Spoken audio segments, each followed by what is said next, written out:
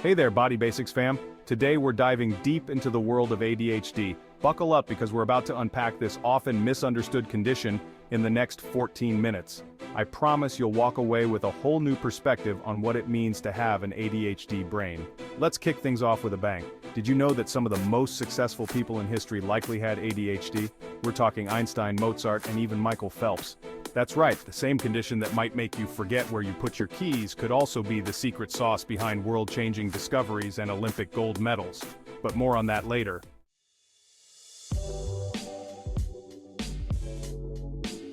First things first, what exactly is ADHD?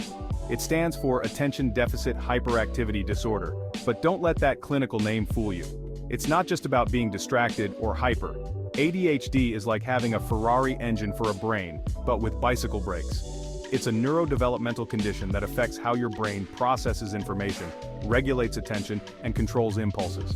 Now you might be thinking, wait a minute, isn't ADHD just a fancy term for being lazy or undisciplined? Nope, not even close.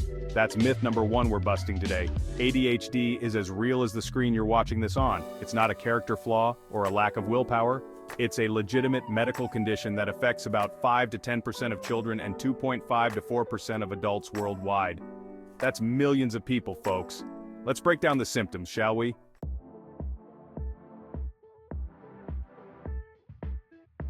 ADHD comes in 3 flavors: inattentive, hyperactive, impulsive, and combined type. It's like a neurological ice cream shop, but instead of delicious treats, you get a mix of challenges that can make everyday life feel like a puzzle with missing pieces. First up, we have the inattentive type. This is the daydreamer, the one who's always lost in thought. They might seem like they're not listening when you're talking to them, but really, their brain is just on a different channel. It's like having a TV with hundreds of channels but no remote control. You want to watch the news, but your brain keeps flipping to cartoons. Then there's the hyperactive impulsive type. These are your classic bouncing off the walls folks. They're the ones who can't sit still during a movie, who blurt out answers before the question is finished, and who always seem to be in motion. It's like having a motor inside that never stops running. And finally, we have the combined type, which is exactly what it sounds like. A mix of both inattentive and hyperactive impulsive symptoms. It's like being a human pinball, bouncing between distraction and hyperactivity. But here's the thing. ADHD isn't just about not being able to focus or sit still. It affects every aspect of life. Imagine trying to organize your closet, but every time you start, someone dumps a bucket of Legos on the floor. That's what it can feel like to try and complete tasks with ADHD.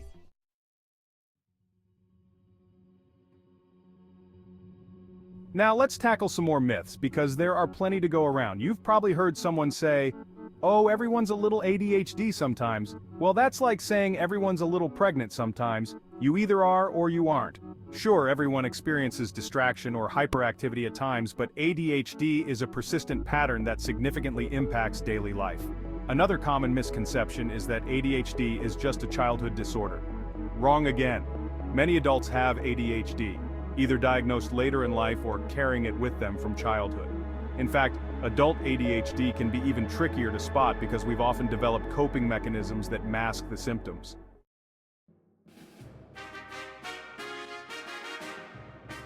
So what causes ADHD? Well, if you're looking for a simple answer, I've got some bad news for you. The truth is, scientists are still unraveling this mystery, but we do know a few things. First off, genetics play a big role. If your parents have ADHD, you're more likely to have it too. It's like inheriting your mom's nose or your dad's sense of humor, except in this case, you're inheriting a brain that works a little differently. Environmental factors can also play a part. Exposure to certain toxins during pregnancy, like alcohol or tobacco smoke, might increase the risk. But before you start blaming your parents for that one cigarette they had in 1985, remember that ADHD is complex and no single factor is to blame.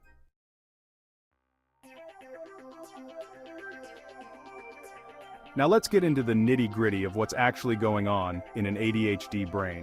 It's all about neurotransmitters, those chemical messengers that zip around your brain carrying important information. In ADHD brains, there's a bit of a traffic jam when it comes to dopamine and norepinephrine. These are the chemicals responsible for things like motivation, reward, and attention. Think of it like this. In a neurotypical brain, these neurotransmitters are like efficient mail carriers, delivering messages on time and to the right place. In an ADHD brain, it's more like the mail carriers decided to take a scenic route, got distracted by a shiny object, and then forgot where they were supposed to be going in the first place. This chemical imbalance affects different parts of the brain, particularly the prefrontal cortex. That's the part of your brain responsible for executive function, things like planning, decision-making, and impulse control. In people with ADHD, this area might be less active or develop more slowly. Now, you might be wondering, if ADHD is all about chemical imbalances and brain development, why does it seem like more people have it now than ever before? Great question. The truth is, ADHD isn't necessarily more common now. We're just better at recognizing and diagnosing it. Back in the day, that kid who couldn't sit still in class was just labeled as troublesome or lazy. Now we understand that there might be more going on under the surface. It's like we've upgraded from black and white TV to 4K Ultra HD when it comes to understanding the human brain.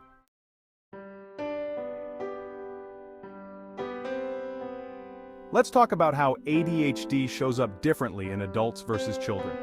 In kids, ADHD often looks like the stereotypical bounce-off-the-walls behavior. They might have trouble sitting still in class, blurt out answers, or seem like they're not listening when you're talking to them. In adults, it's often more subtle.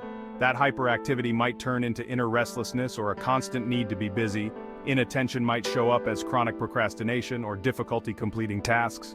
And impulsivity? Well, that might manifest as making rash decisions or having trouble maintaining relationships. Adult ADHD can be particularly challenging because society expects adults to have their act together. It's like everyone else got the manual on how to adult, and you're still trying to figure out which way is up. You might struggle with time management, organization, or following through on commitments. It's not because you're lazy or don't care, your brain just processes these tasks differently. Now here's where things get really interesting.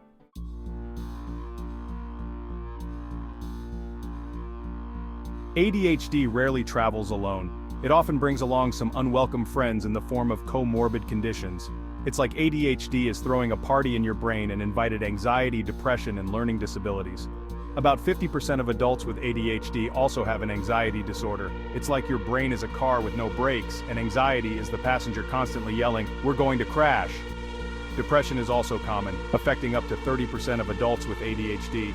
It's not hard to see why constantly struggling with everyday tasks can really take a toll on your self-esteem.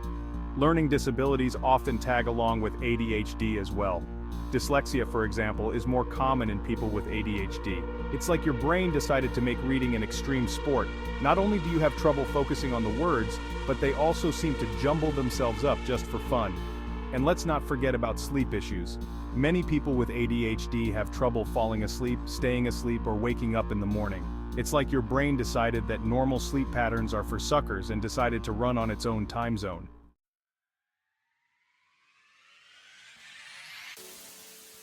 But it's not all doom and gloom. Remember those successful people with ADHD I mentioned earlier? That's because ADHD can also come with some pretty awesome superpowers. People with ADHD often excel at thinking outside the box, coming up with creative solutions to problems and hyper-focusing on tasks they're passionate about. It's like having a brain that's a Swiss Army knife. It might not always do what you want it to, but it's got tools you never even knew you needed. Many people with ADHD report periods of intense focus and productivity that neurotypical people can only dream of. It's like having a secret turbo button that kicks in at random times.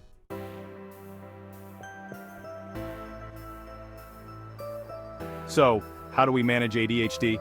Well, there's no one-size-fits-all solution, but we've got a pretty good toolkit to work with. First up, medication. Now, I know what you're thinking. Isn't giving kids with ADHD stimulants like giving candy to a kid who's already bouncing off the walls? Actually, it's quite the opposite. Stimulant medications like Adderall or Ritalin work by increasing the levels of dopamine and norepinephrine in the brain. Remember those neurotransmitters we talked about earlier? These meds help to balance them out, allowing for better focus and impulse control. It's like giving that Ferrari brain the brakes it needs to navigate life's twists and turns. But medication isn't the only option. Behavioral therapy, particularly cognitive behavioral therapy, CBT, can be incredibly helpful. It's like going to the gym, but for your brain. CBT helps you develop strategies to manage your symptoms and build better habits. It's not about changing who you are, but about learning to work with your unique brain wiring. Lifestyle adjustments can also make a big difference. Exercise, for example, is like a natural ADHD medication. It boosts those feel-good chemicals in your brain and can improve focus and reduce symptoms. It's like hitting the reset button on your brain. Diet and nutrition play a role too. Some studies suggest that omega-3 fatty acids might help improve ADHD symptoms, so maybe there's some truth to the old fish's brain food saying after all. And let's not forget about sleep. Establishing good sleep hygiene can be a game changer for managing ADHD symptoms.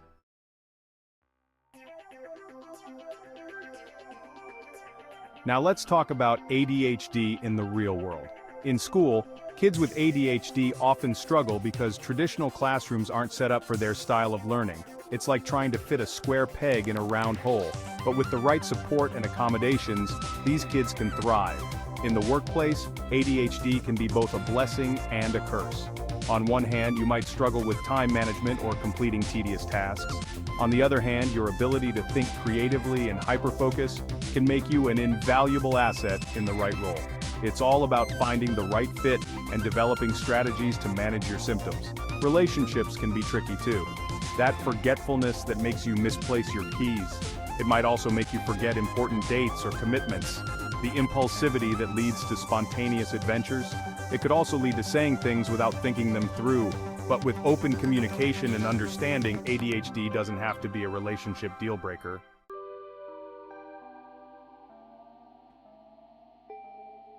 Now let's zoom out and look at the bigger picture. There's a growing movement to view ADHD not as a disorder, but as a different way of thinking. It's part of the concept of neurodiversity, the idea that neurological differences like ADHD or autism are normal variations of the human brain rather than something to be fixed. This perspective shift is huge. Instead of seeing ADHD as a deficit, we can start to appreciate the unique strengths and perspectives it brings. It's like realizing that what you thought was a bug in your programming is actually a feature.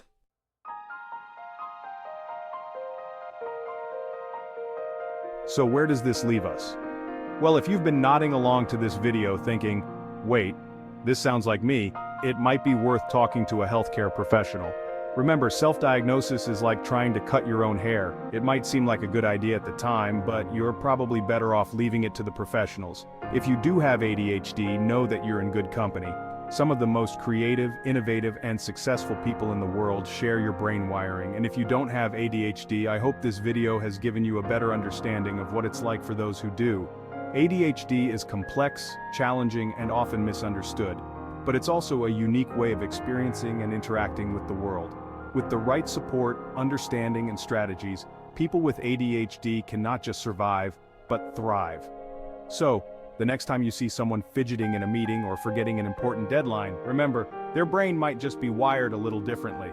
And who knows, that different wiring might just lead to the next big innovation or world-changing idea. And there you have it, folks. ADHD explained in almost 14 minutes. It's a whirlwind tour of a complex condition, but I hope it's given you a new perspective on what it means to have an ADHD brain. Remember, different doesn't mean deficient. Sometimes it just means extraordinary. If you found this video helpful, don't forget to like, subscribe, and hit that notification bell. And hey, if you managed to focus for the entire video, congratulations. Whether you have ADHD or not, that's an achievement worth celebrating. Until next time, this is Body Basics reminding you that every brain is unique, and that's what makes the world an interesting place. Stay curious, stay kind, and keep learning.